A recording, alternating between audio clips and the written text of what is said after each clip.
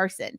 So I've got a phenomenal guest with you. She'll be joining us here in just a second. But before I bring her on, let's take care of some housekeeping. If you are listening on the podcast, make sure you hit subscribe. We don't want you to miss any episodes of PRSay.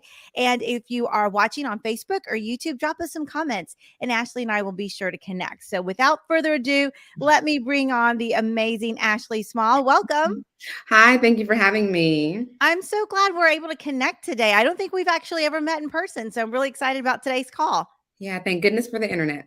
That's right. Absolutely. Well, Ashley, tell us a little bit about yourself and your journey into public relations. We all have that origin story of what brought us over to this side, and I'd love our viewers and our listeners to learn about that. Yeah, it feels so long ago, but I'm grateful that I landed here. So I went to school to be a journalist, and I thought I'd be out there covering stories, tracing the lead, trying to do some investigative journalism, perhaps.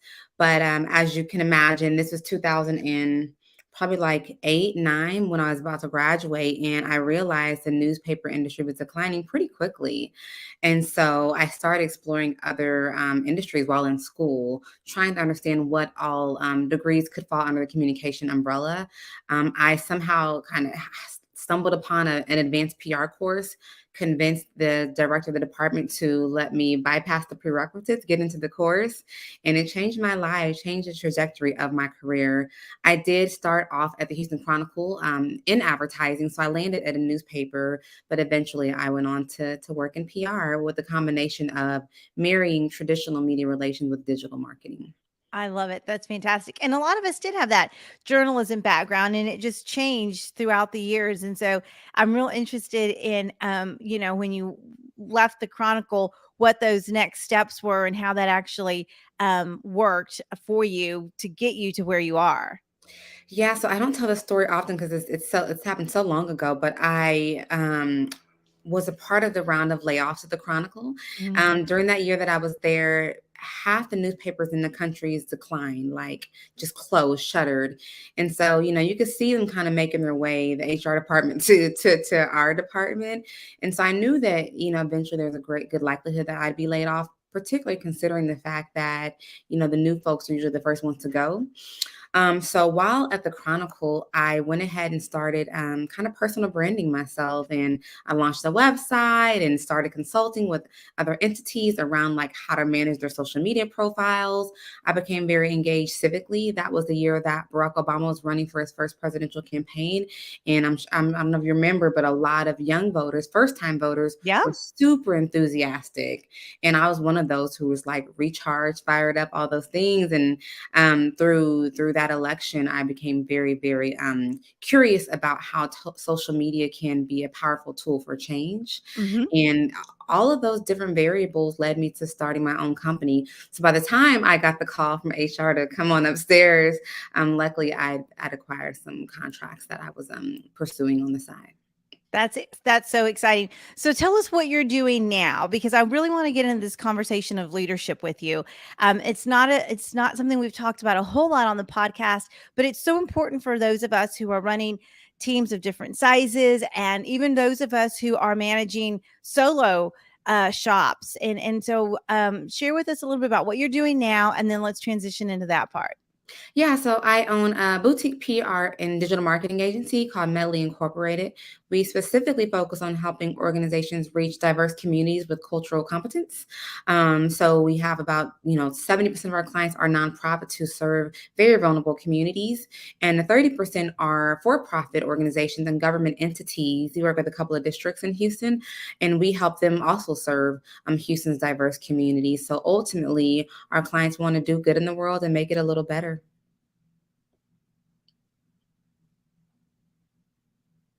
Hmm. And so in terms of leadership, I've been owning the company for 13 years, and I'm 100% owner of the company. And so, it's been many milestones and many lessons learned through the Hmm. leadership journey. Yeah, no, I bet. And 13 years is a long time. I would definitely say you probably have seen some really great highs and some lows, especially as the economy and the landscape changes. What would you say is probably the biggest challenge in your leadership journey as you go through running a company of this size, especially one so dedicated to specific important work? Yeah, so I would say that, one lesson I had to learn really early on as a leader is like no one's going to come and save me. And so I'm looking for like as a leader, you have to own quickly the fact that you are, if you're an entrepreneur specifically, that you are going to have to be the bookkeeper sometimes. You are the salesperson most of the time. You are the HR person most of the time. And then you're the innovator who helps drive the company and drive innovation within the company. And so there was a time that I kind of resisted some of those more nuanced areas. Like Sure. I was like, I'm not a business development person, and I wouldn't want to, sit down and kind of do the more micro, tedious work. And once I stopped resisting the areas that I found brought on discomfort, our business just grew. And so I'm so grateful for kind of learning that. I also learned that, it's important to remove ego. Ego cannot drive your business or drive your leadership. Hmm. And so what I look at now, if I find like ego kind of bubbling up, particularly if I'm frustrated or upset about maybe the way that a project is going, instead of looking at the person or the people involved, I look at the problem. And so I think a leader's key to success is always attacking the problem, because yes, there's a person who is in the middle of it more than likely, but the truth is, as a leader, we may not have communicated our expectations very clear, or we may not have the systems and processes in place so they understand the job very well. And Right. so I've Right. learned to calm down, take a beat, and look at the problem, not the people. And that's helped me build what I think is a very healthy work environment amongst me and my employees. That's great. And how many team members do you have? Yeah, so right now we are small but mighty. So there's three of us full time. I have a part time assistant and about two contractors we work with. Oh, that's so exciting. And what advice would you give for someone who's contemplating taking that giant leap like you have? And what do you think they need to be thinking about right now to prepare them for what could be ahead for them? Yeah, so I would say if you are thinking about launching a business, and you have an opportunity to partner with someone else, I would encourage that. Oh, I that's a don't great one. Yeah. Yeah, I don't regret doing this on my own for 13 years, but sometimes I think, man, it would have been nice to have, started this journey with someone else. So that's the first thing. And then the second thing is to be prepared to sacrifice. The first 5 years for me were really, really hard. I was not able to enjoy the fruits of my labor very much. And Mm. so, in during those 5 years, it felt like it would be worth giving up sometimes, and I didn't. And so just know that there will be times that you feel like quitting, and just don't, because it's temporary. Yeah, that's true. That's absolutely true. And I think that sometimes we have delusions of what it will look like. I'll have more free time. I'll be able to do this. But why would you say those first 5 years were a little tougher? Yeah, that's really interesting. I think the internet makes entrepreneurship look really glamorous. This whole thing about be your own boss, set your own schedule. And I am not my own boss. I answer to my clients and my team members. That's true. That's true. I'm so glad you said that. Why don't you say that again? 'Cause I think that's really important for people to remember. Yeah, like I am not my own boss. I answer to my clients, my team members. My clients have deliverables and goals and annual expectations for their board members and their constituents, and I'm responsible for helping them get there. So I do answer to them when they need something. Of course, setting boundaries, but they have specific goals, and I have to be able to work in alignment with that. And my team members need support, guidance, coaching, mentoring, Yeah. direction. And so I certainly work for them if I want my company to be successful. Now Yeah. I could be negligent for my team members and my clients, and then our company would not be in existence. So yeah, so no, I very much answer to about 20 to 30 people every single day. Yeah. I love that.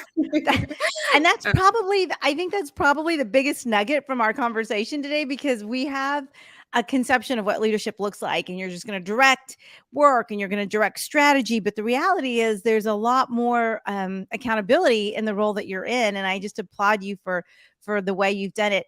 Ashley, how can people connect with you? How do you want them to learn more about the work that you do? It's so important, and I think you're filling such an important space, and especially here in the Houston area. How do you want people to reach out to you and learn more about your business? Yeah, so our company website is medley-inc.com, Medley, like a hyphen, inc.com. We're on socials at Medley Inc. And I'm on pretty much all socials at Ashley Small. So yeah, we'd love to connect, love this conversation. I'm always open to share my lessons on leadership. I love that. And it's so important. And I will be sure to highlight those in the show notes. Make sure that your website is there. Any advice for young members who are joining our organization, who are getting their feet wet? I know you've given some context about your journey. And sometimes the start isn't always what we think it's going to be, but you seem to have such a really great perspective on the past and how it helped get you there. So, what advice would you have for young members joining PRSA? Yeah, I love that question because my first internship, kind of in this industry, I interned at a web marketing company called Shipple. They were like the pioneers of SEO, SEM, like back in my day. And I got that internship with kind of like helped me shape my expertise around digital marketing. That now is about 60% of our business at Medley. I got that internship because I'd attended a PRSA luncheon. And the owner of the company was sitting like right next to me. And I'm pretty sure I just said outright to him, like, are you looking for interns? And he was like, yeah. And it was a paid internship. It was really excellent. And it really did help shape my professional portfolio would be years to come.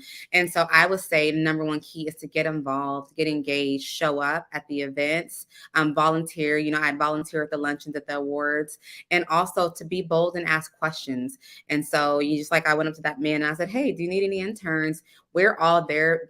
We're all a part of organizations like PRSA because we want to connect with our peers and grow in our careers.